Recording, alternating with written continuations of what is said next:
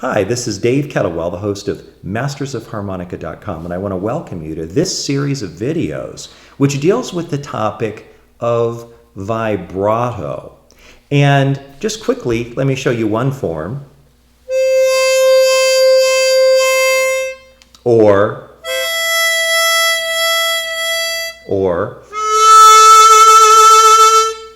those are just three. But so this grouping goes into great detail on what each of these forms of vibrato are and how to do them and some exercises so that you can learn them and get good at them. And I think that one thing that I want to mention is that from an academic perspective in music, vibrato is defined as the progressive and rhythmic change of pitch on a note. Where over and over and over again. That's classical true vibrato. However, I want to show you another type of vibrato which kind of sounds almost like the same thing, which is, so the first one was well, watch this.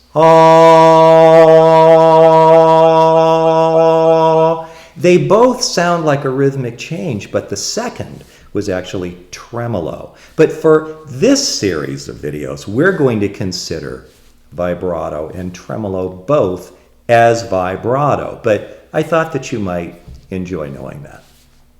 Now, one question is, why is it that in classical singing, woodwinds, brass, harmonica, that vibrato is used so much, and why is it so important? This idea of a note that varies like that. And I think the answer to the question is that vibrato takes the very smallest fundamental musical entity, the note.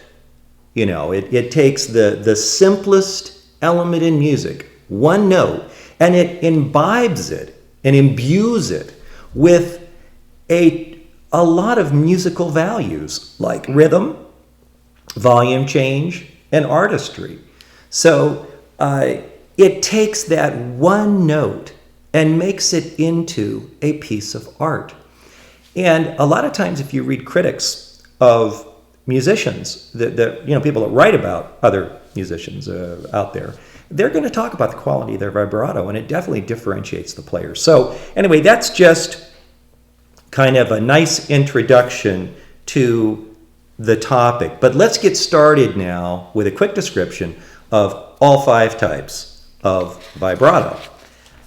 The first type of vibrato that we're going to talk about is hand vibrato. And I like this one because it's pretty easy. It's been around for a long time.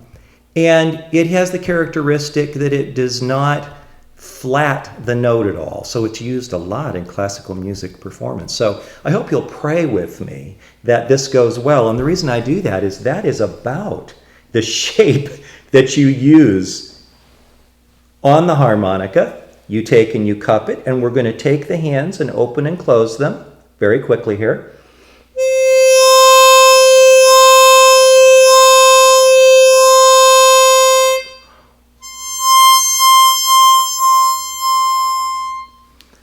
There's a pulse, there's a change in the tone color and in the volume, and it is a form of vibrato. So that's number 1. Now, number 2 type of vibrato, and again, there's more detail, lots more detail in the independent videos on each of these forms of vibrato, so you can learn more.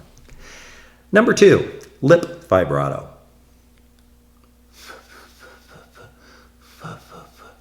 This is actually controlling the gate of air through your lips. And it sounds like this.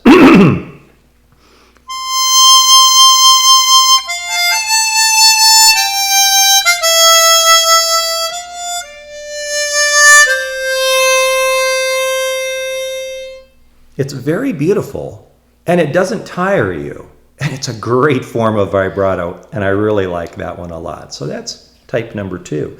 Our next form of vibrato is tongue piston vibrato. And let me demonstrate that for you.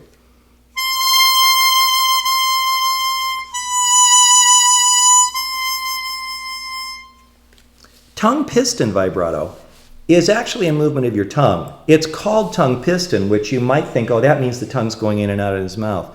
It's really not. The tongue is more rising and falling a little bit, and that creates the variation on the note. And so tongue piston actually, I think, works very, very well in the high register portion of your harmonica and less well in the lower and less well here. I think it's really very, very appropriate in the top 5 holes. But tongue piston is used, and you have a little bit of change in tone, you have a little bit of change in volume. It is a noticeable form of vibrato and well worth knowing. Let's get into abdominal vibrato. Now, abdominal vibrato is controlling the gate of air by your abdomen, and you increase the airflow and decrease the airflow with your abdomen in a rhythmic manner to create the vibrato. This is not an easy one to get really good at because it requires a lot of control both on blows and draws, because of course all these types of vibrato you can do on blows and draws. So let me show you diaphragmatic vibrato.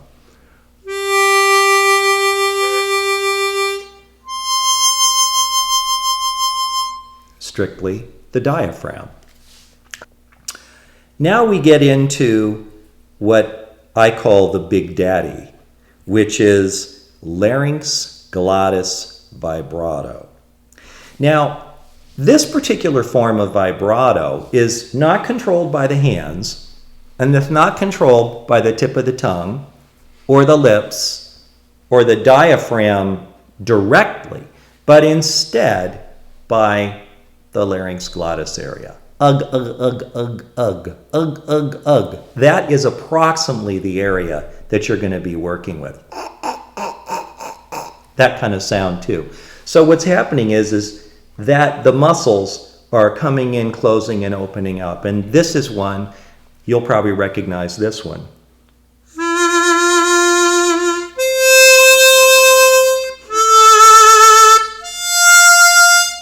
So that is larynx glottis vibrato. I do want to mention that we talk about vibrato as independent and distinct types for the purposes of kind of showing you how to do it.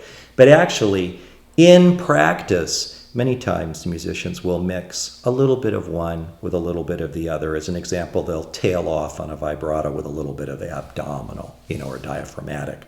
So anyway, I don't want you to think that you're always going to be playing them very strictly this way. But let's go ahead right now and start getting into a little bit more detail and some exercises on really one of the ones that's the most fun and easiest, which is hand vibrato.